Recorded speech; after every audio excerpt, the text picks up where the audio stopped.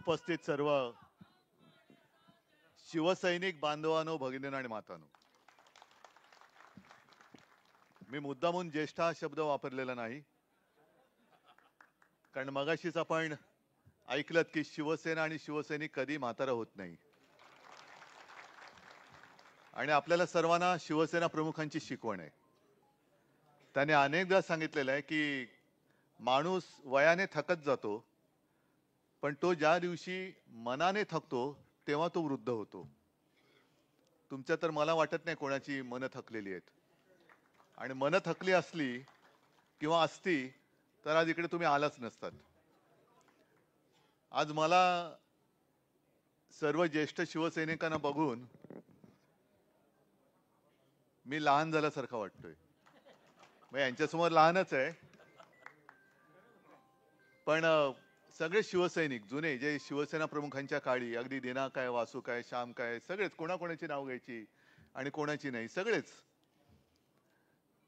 हे एखाद्या सुरक्षा कवचासारखे शिवसेना प्रमुखांसोबत असायचे. सगळे शिवसैनिक, तुमच्यापैकी अनेक जण होते, आणि तुम्ही त्यावेळेला शिवसेना प्रमुखांसोबत होतात म्हणून आम्ही सर्व कुटुंबीय निर्धास्त असायचो, हे तुमच्या भरोशावरती. आणि तो विश्वास तुम्ही सार्थ ठरवलात. कोणाची हिंमत होत नव्हती शिवसेनेकडे आणि शिवसेना प्रमुखांकडे तर सोडाच, वाकड्या नजरेने बघण्याची. आता ठीक आहे, वयाने जरासे सगळेच किंचितसे वाकले असतील, पण त्यावेळेचे सगळेजण तरुण, आणि त्या तरुणाईतली त्यांची आठवण बघितली तर काठी कोणाच्या हातात आत्ता पण नाहीये, पण तेव्हा काय काय होतं चंद्रकांतजी तुम्ही सांगू शकाल. आणि सगळ्यांकडे एक एक म्हणजे काय अत्याधुनिक, म्हणजे तुम्हाला ज्यांना त्या पिढीतल्यांची आठवण आहे त्यांना माहिती असेल की कोणाकडे किती काठ्याचं, बरोबर ना, त्याला काय म्हणायचे, कटकट्या. आणि तो नुसता आवाज आल्यानंतर समोरचा पळायचा. मी म्हणजे आता ही सगळी आपण गाणी वगैरे ऐकतोय, शूर आम्ही सरदार आम्हाला काय कोणाची भीती, वेडात मराठे वीर दौडले सात, या काय काय गोष्टी आपण अनुभवलेल्या आहेत. विशेषतः वेडात मराठे वीर दौडले सात जे आहे ते तुम्हाला सगळ्यांना आठवत असेल की जनता पक्षाचा तो जो काळ होता, शिवाजी पार्कवरती जनता पक्षाची सभा होती, मोरारजी देसाई नरराक्षस त्यांची सभा झाली, आणि शिवसेना भवनचं म्हणजे साधारणतः 77चा तो काळ होता. शिवसेना भवनचं बांधकाम पूर्ण नव्हतं झालेलं, पण तो सगळा, कारण तेव्हा जनता पक्षाची लाट होती, प्रचंड समुदाय सेना भवन समोर जमला आणि सेना भवनवरती दगडफेक केली होती. आपल्याकडे काय तयारी नव्हती, कारण बांधकाम सुरू होतं. आणि तेव्हा जे काही मी जे म्हणतो ती मला सगळी नावानिशी माहिती आहेत, पण ते जे काही वेडात मराठे वीर दौडले सात तसे हे सुद्धा जेमतेम हाताच्या बोटावरती मोजण्या एवढे शिवसैनिक होते. ते त्या मोठ्या म्हणजे तो जनसागरच होता, त्याच्यात घुसले आणि सपासप, जे आता सपासप हा शब्द कशाला वापरतात, आणि त्यांनी जे काही केलं ते सगळे उधळून गेलं. आणि तेव्हापासून सगळ्यांना कळलं की शिवसैनिकाची टक्कर देणं म्हणजे ती जी आपली एक गोष्ट आहे ना, हमसे जो टकराएगा, ते करून दाखवणारे शिवसैनिक आहेत. म्हणून कोणी शिवसैनिकाची टक्कर देण्याची आणि घेण्याची हिंमत करत नाही. आजचा जो काय सगळा काळ सुरू आहे, हा काळ विचित्र आहे, हे मी तुम्हाला सांगण्याची गरज नाही. ज्यांच्या सोबत आपण 25-30 वर्ष हिंदुत्व या एका शब्दासाठी म्हणून त्यांचे बरेचसे चोचले आपण ऐकले, मान्य केले. ज्यांना कोणीही महाराष्ट्रामध्ये ओळखत नव्हता त्यांना खांद्यावरती बसून आपण महाराष्ट्राच्या खेड्यापाड्यामध्ये नेलं, आणि आता ते वरती चढल्यानंतर आपल्याला लाथा मारायला लागलेत. त्यांना कल्पना नाही की एक जमाना हाही होता आणि तो जमाना लवकरच दिसेल परत. मराठ्यांच्या घोड्याच्या टापाने दिल्ली थरथरायची, आणि आपल्या महाराष्ट्र गीतामध्ये जे आहे, दिल्लीचेही तख्त राखितो, तो खरा आपला मराठी, तो खरा मराठा. आपण मरे मरे जे काय फोटो बघतो, दिल्लीचे बूट चाटितो, हे हे आपल्या भगव्याच्या अवलादीचेच नाहीत, हे गद्दार आहेत सगळे. आजपर्यंत कधीही शिवसेना प्रमुख तर कधी, मला वाटतं जेमतेम माझ्या आठवणीत एकदाच गेले होते दिल्लीला. मी सुद्धा जातो, ते तिकडनं नीट आमंत्रण आलं इंडिया बैठकीचं वगैरे तर जातो, नाही तर आपल्या खासदारांना भेटायला कधीतरी जातो, पण कधी वर्षातनं एखाद्या वेळेला गेलो तर. पण आत्ताचं जे चाललेलं आहे, दरवेळेला उठसूट मुजऱ्या मारायला जातात, हे त्यांचे हुजरे, हे काय शिवसेना प्रमुखांचे विचार पुढे नेणार? आणि देश पूर्ण नासून टाकलेला आहे. म्हणजे मला तर आता अशी भीती वाटायला लागलेली की आपण अराजकाच्या दिशेने चाललोत की काय. दिशाहीन सगळं चाललेलं आहे. उठसूट कोणाला पक्षामध्ये घेतायत. म्हणजे मी मागे सुद्धा म्हटलं ना, आता आपले एक ज्येष्ठ शिवसैनिक आहेत ना, कोण त्यांचं नाव, मुस्लिम कार्यकर्ते आपले आहेत ना, अनेक जण आहेत. बाबू शेठ एक आहे, एक आत्ताचे नाही, ज्येष्ठ शिवसैनिक आहेत, असे अनेक आहेत मुस्लिम कार्यकर्ते. पण आपण काय म्हटलं, म्हणजे भारतीय जनता पक्षाचे, मी दसऱ्याच्या माझ्या भाषणात थोडंसं बोललो होतो की भाजप जे काय करतं ते सगळं चालून द्यायचं, ते आम्ही खपवून घ्यायचं. मग ते जातील अगदी मस्जिदीमध्ये जातील, नमाज पडतील. मोदींनी स्वतः सांगितले की ते काय ईदच्या दिवशी त्यांच्या घरी सगळे जेवणाचं, म्हणजे हे सगळे चाळे आपण बघायचे. म्हणजे आम्ही जर काय काही करायला गेलो किंवा दुसऱ्यांनी कोणी केलं तर ते लव जिहाद, आणि भाजपने काय केलं तर अमर प्रेम. हा कोणता नाही, आपण त्यांना काय बोलायचं नाही. आता एक 2 दिवसामध्ये जे काही घडलं तुम्ही पाहिलं असाल की पालघर मध्ये एका व्यक्तीला त्यांनी भाजपात प्रवेश दिला. कोण तुम्हाला माहिती आहे ना, चौधरी. बरोबर आहे. आता त्यावेळेला हे त्यालाच धरी, म्हणजे साधू हत्याकांडामधला एक आरोपी म्हणून केवढी बोंबाबोंब केली होती. आणि जणू काही ते पाप आपणच घडवून आणले. अशा पद्धतीने मी मुख्यमंत्री होतो म्हणून शिवसेना कशी हिंदुत्वाच्या विरोधात आहे हे अगदी बेंबीचा देठ यांचा कुठपर्यंत गेला माहिती नाही, पण तिथपासून बोंबलत होते ना, कारण आवाज मोठा असतो, कोणाचा देठ कुठपर्यंत असेल आपल्याला कसं कळणार. आणि आता त्याच चौधरींना यांनी भाजपमध्ये प्रवेश दिला. मग हा हिंदुत्वाचा अपमान नाही? मग आता लगेच मुख्यमंत्र्यांनी सांगितलं की मी तशी चौकशी केली स्थानिक पातळीवर, असं झालं. मग तुम्ही बोंबलण्याच्या आधी चौकशी का नव्हती केली त्याची? बरं, अजूनही मला कळलेलं नाही चौधरी त्याच्यामध्ये सामील आहे की नाहीये. कारण जर का त्या हत्याकांडात चौधरी सामील असेल तर भाजपने प्रवेश का दिला, आणि सामील नसेल तर प्रवेशाला स्थगिती का दिली? काय एक काहीतरी स्वीकारा ना. सांगा, एक तर ठणठणीत सांगा की याचा काही संबंध नाही, आणि संबंध नसेल तर एक तर त्या चौधरीची आणि हिंदूंची माफी मागितली पाहिजे, शिवसेनेची, देवेंद्र फडणवीस आणि भाजपने माफी मागितली पाहिजे. संपूर्ण देशामध्ये आगडोंब तुम्ही उसळायला निघाला होतात की उद्धव ठाकरे मुख्यमंत्री असताना सारूंचा हत्याकांड झाले, दुर्दैवी घटना होती, त्याचं संपूर्ण सगळं बाहेर आलेलं आहे. पण आता तोच चौधरी तुम्हाला पक्षासाठी पवित्र, म्हणजे त्याच्यावरती तुम्ही काय गोमूत्र शिंपडलं की तो पवित्र झाला? धाराशिव मध्ये तेच झालं. तो कोण ड्रगवाला एक, हा आंगणे का गांगणे, काय गंगावणे नाही, कोण जो असेल तो, त्याला प्रवेश दिला. आणि सगळं म्हणजे 70,000 कोटीचा घोटाळा केला. अजित पवारांचं हेच बोंबलले, स्वतः पंतप्रधान बोलले होते आणि ते मांडीला मांडी लावून बसतात. अशोक चव्हाण त्या आदर्श घोटाळ्यामध्ये शहीद सैनिकांच्या जमीन बळकावणारे म्हणून ज्यांनी बोंबाबोंब केली होती ते बाजूला घेऊन बसले. आम्ही ह्या भाजपासोबत कधी जाऊ शकत नाही, कदापि आम्ही नव्हतो. अशा भाजपासमोर सोबत आम्ही जाऊ शकत नाही, कदापि नव्हतो. मी कोणत्यानी बोललो अशा भाजपासोबत. त्यावेळेचा भाजप हा वेगळा होता आणि आत्ताचा भाजप हा विचित्र झालेला आहे. म्हणून जे मी दसऱ्याच्या मेळाव्यात बोललो की आत्ताचा भाजप हा अमिबासारखा झालेला आहे, त्याला आकार नाही, उकार नाही, काही नाही, एक पेशीय. म्हणजे यांचं जे काही सगळं चाललंय की सगळं काही माझ्याच हातामध्ये पाहिजे, सगळं माझ्याच हातात. म्हणजे दूध सहकारी संघटना काय असेल ती पण माझ्याच हातात, नाना नानी पारची काय सोसायटी असेल ती सुद्धा माझ्या हातामध्ये, पंतप्रधान पण मीच, हे पण मीच, ते पण मीच. हा जो मीपणा यांच्या अंगात भिनलेला आहे, अहमपणा, या अहमपणाचा फुगा तुम्ही जे आता म्हणालात ना, गुलालात नाहून निघायचं आहे, तो गुलाल असा तसा नाही. या अहमपणाचा फुगा फोडून जो विजय मिळणार आहे त्या विजयाच्या गुलालात आपल्याला नाहून निघायचं. नाही तर निवडणुका येतात आणि निवडणुका जातात. आता सुद्धा जे बिहारमध्ये घडलं, हे जे काही टीव्हीवरती आपण बघत होतो प्रचाराचे सगळे दृश्य, कोणाच्या सभेला किती गर्दी उसळते उत्स्फूर्तपणाने. आता सुद्धा तुम्ही सगळे आलेले आहेत. मला माहिती आहे कोणाला काही पाकिटे किंवा काही दिलेले नाहीत, स्वतःहून आल्यात शिवसेनेच्या प्रेमापायी म्हणून आलेला आहात. पण ही जी एक लोकशाहीची त्यांनी वाट निवडलेली आहे किंवा वाट लावलेली आहे, विरोधी पक्ष शिल्लकच ठेवायचा नाही. आपल्या महाराष्ट्रामध्ये सुद्धा हा विधानसभेचा जो काही निकाल लागला, हा अजूनही कोणालाच पटत नाहीये. कोणालाच पटत नाही. म्हणजे मतचोरी तर केलीच, पक्षचोरी तर केलीच.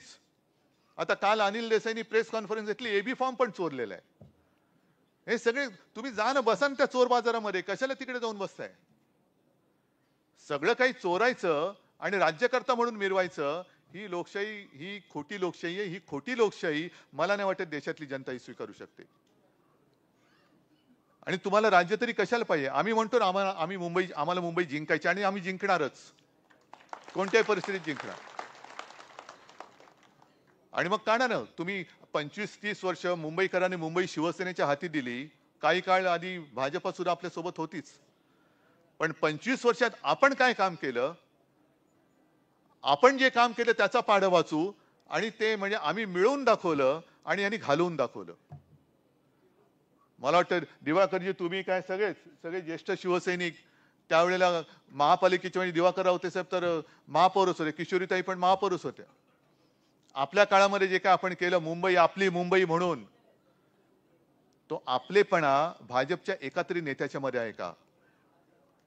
एकातरी नेत्याच्या अंगामध्ये आहे? ही आपली माझी मुंबई आहे. आम्ही म्हणतो ही माझी मुंबई आहे. हे माझं पण जे आहे, हे आपलं पण आहे, हे कोणाच्या तरी रक्तामध्ये आहे भाजपच्या? आपण जे काय करून मुंबईसाठी केलं होतं, 92,000 कोटीच्या ठेवी आपण मुंबई महापालिकेच्या जमवून दाखवल्या होत्या. आणि आता रोज बातमी येतात ह्या ठेवी तोडत चाललेत. एक 4 दिवसापूर्वी बातमी आली, आणखीन 5 ते 10,000 कोटी ठेवी तोडणार आहेत. बरं, ह्या ठेवी तर तोडल्याच, पण आणखीन भयानक गोष्ट म्हणजे 2,30,000 कोटीची देणी यांनी करून ठेवलेली आहेत मुंबईच्या डोक्यावरती. कोण भरणारी? कुठून आणणारी? का जीव जळतो? का आपण जाऊ शकत नाही भाजप बरोबर? मिंदे गेला, हा गेला, तोही गेला, आम्ही पण जाऊ शकतो? नाही जाऊ शकत. कारण आजच मध्यरात्री मी जाणार आहे हुतात्मा स्मारकाला तिकडे वंदन करायला. कारण तो संयुक्त महाराष्ट्राचा जो काही काळ होता, तुमच्यापैकी अनेक जण त्याही लढ्यामध्ये उतरलेले असतील किंवा तो लढा तुम्ही प्रत्यक्ष पाहिला असाल. आणि योगायोग असा, हे तुम्ही मला तारीख विचारली, मी तुम्हाला 20 तारीख दिली, पण आज प्रबोधनकारांची पुण्यतिथी. नेमकं बरोबर उद्या 21 नोव्हेंबर हुतात्मा स्मारक दिन, तो उद्या 21 नोव्हेंबर. म्हणजे जो माणूस संयुक्त महाराष्ट्राच्या लढ्यामध्ये पहिल्या 5 होता, ते माझे आजोबा. जी व्यक्ती संयुक्त महाराष्ट्रासाठी लढली, तिच्या घराण्यात मी जन्माला आल्यानंतर मुंबईचे असे लचके तोडताना मी उघड्या डोळ्याने बघत बसू, असं एवढा मी काही शंड वाटलो का या भाजपवाल्यांना? आहे ना. मग आपण कशाला म्हणायचं झाशीची राणी ती शेवटपर्यंत लढली, मेरी झाशी नाही दूंगी. तसं आपण प्रत्येक जण उभं राहिलं पाहिजे की माझी मुंबई आहे, मी माझी मुंबई तुम्हाला लुटायला देणार नाही. आणि तुम्ही कोण आमचं वाकडं काय वाकडं करू शकता तेच बघतो. सगळे जर का आपण नुसते एकवटलो तर एक वज्रमुठ झाली तसे पळपुटेन. आणि सहज काय काय गोष्टी इतिहासाची पुनरावृत्ती होत असते. जेव्हा आपण ते फटकारे पुस्तक शिवसेना प्रमुखांचं करत होतो, सगळे कार्टून संकलन करत होतो, त्याच्यामध्ये एक कार्टून आहे, एक शिवसैनिक, तो तरुण पोरगा दाखवलाय आणि बाजूला एक भाजपवाला दाखवलाय, कमळवाला असेल किंवा काय, तेव्हा जनसंघ होता. आणि तो शिवसैनिक सांगितले, तुम्ही आतापर्यंत मैत्रीची ऊब बघितली, आता मशालीची धग सोसा. तेव्हाही मशाल घेतली होती, आता सुद्धा मशालच हातामध्ये. आणि ही मशाल उगाच काहीतरी घेतलेली नाही, तर उदबत्ती घेतली असते ना आपण.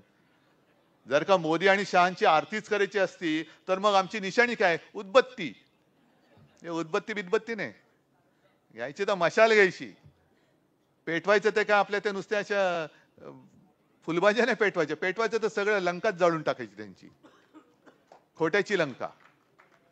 आणि त्याच्यासाठी म्हणून तुमच्या सगळ्यांची मला आवश्यकता आहे. आज ह्या निमित्ताने मला तुमच्या सगळ्यांचे आशीर्वाद मिळत आहेत. हे आशीर्वादाची ताकद फार मोठी असते. शिव्या तर रोजच खात असतो. आणि आता हे सगळ्यांना कळते. काल जे गेले होते ना, बाबा मारलं, बाबा तो ओलल्ला. अरे ओलल्ला, पण तुझी दाढी आली, तू आता बोबडं कशाला बोलतोस? हे एवढे लाचार झालेले आहेत लोक की स्वतःमध्ये हिंमत असणार. हिंमत होते कशी तुम्हाला दुखवण्याची? शिवसेनेमध्ये होता तेव्हा होती कोणाची हिंमत? कोणाची हिंमत नव्हती. पण स्वतःहून त्यांच्या ताटाखालचं मांजर झाल्यानंतर तुम्ही किती पट्टे मारा, मांजर भले वाघाची मावशी असली तरी मांजरी मांजरच असते, ती ताटाखालीच असते. त्या मांजराचा कधी वाघ नाही होऊ शकत. मांजराचा वाघ नाही होऊ शकत, वाघ हा वाघच असतो. आणि आता त्यांना कळते की हे वापरा आणि फेका. वापर करून घेणार आणि काम झालं का फेकून देणार. तसंच त्यांचं चाललेलं आहे. आता 15 दिवसापूर्वी अजित पवारांच्या मुलाचा घोटाळा काढला. झाला कसा आधी घोटाळा? कोणी होऊ दिला? झाल्यानंतर तो बाहेर कसा आला? कोणी बाहेर काढला? असे अनेक घोटाळे गेल्या 1 वर्षामध्ये येत आहेत. मुख्यमंत्री आपले क्लीन चिट देत आहेत. मग हे स्वतःच न्यायाधीश, आरोप करणारे पण हेच, म्हणजे तक्रारदार हेच आणि न्यायमूर्ती पण तेच. केसेस काढून द्यायच्या बाहेर, कोणी आरोप करायला लावायचे कोणाला तरी, आणि मग यांनी क्लीन चिट द्यायचे. म्हणजे काय की तुझी प्रकरणं बाहेर आलेत, नीट तुझ्या साईज मध्ये राहा, नाही तर लटकावून टाकीन तुला. ही टांगती तलवार त्याची डोक्यावरती ठेवायची. आणि हे म्हणे बाळासाहेबांची विचार घेऊन चालेत. अरे कसली टांगती तलवार? ती तलवार हातात घे आधी. ते टांगती काय ठेवतोयस? हे आता एकमेकाला खायला निघालेले आहेत. हा त्याचा पक्ष फोडतोय, तो त्याचा पक्ष फोडतोय, तो त्याचा पक्ष फोडतोय. आता यांना कळेल काय होतंय. कारण गेलेत ते सगळे बाजार बुणगे गेलेत. आणि मला भारतीय जनता पक्षाचं सुद्धा एक त्याचं दुर्दैव आहे. आपल्याला जे वाटलं होतं 2014 साली की आत्मनिर्भर भारत, आपल्याला वाटलं ते करू शकतात बाबा, आत्मनिर्भर भारत करू शकतात. पण अजून आत्मनिर्भर भाजप नाही होते. त्यांना सगळे असे टोणगे, कोणी कुठल्या हत्याकांडातले, कोणी ड्रग्ज मधले, कोणी भ्रष्टाचारातले, सगळे घेऊन त्यांना भाजप वाढवावा लागतोय. भ्रष्टाचारी ते तो का मिळवावा, भाजपा पक्ष वाढवावा, हे त्यांचं धोरण आहे. मग कोणी घ्या आपण जिंका. काय असे जिंकण्याला काय अर्थ आहे? चोरांची साथ घेऊन, म्हणजे चोरीचा माल घेऊन मीच मालक असल्याचं आवडणं, ह्याच्यात काय अभिमान कसला आहे?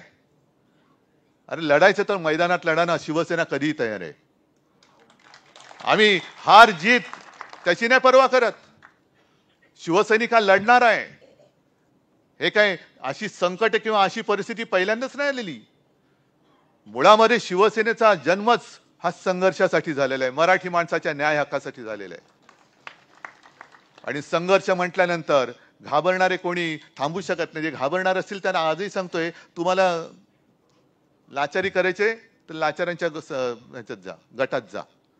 पण शिवसेनेमध्ये जे आता राहिलेत ते सगळे शिवसेना प्रमुखांचे अस्सल, शिवरायचे अस्सल तलवारबाज मावळे राहिलेले आहेत.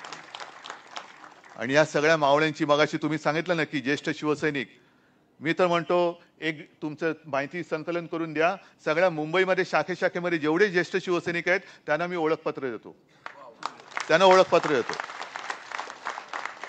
आणि नुसती ओळखपत्रच नाही तर एकदा अशा सगळ्या कार्यकर्त्यांचं एक शिबिर घ्या. मी येतो त्याला आणि मला त्यांच्याकडनं काय पाहिजे ते मी सांगतो त्यांना. कारण आता चर्चा चरवण करत नाही बसायचं, आता जिंकायचंय. आणि जिंकण्यासाठी मी तुम्हाला जसं म्हटलं तसं की वय हा काही मुद्दाच नसतो.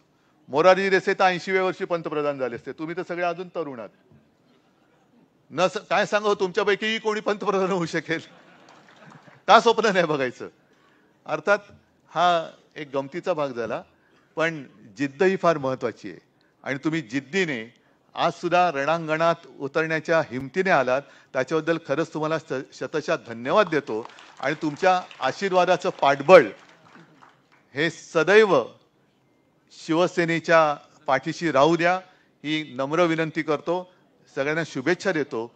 जय हिंद, जय महाराष्ट्र.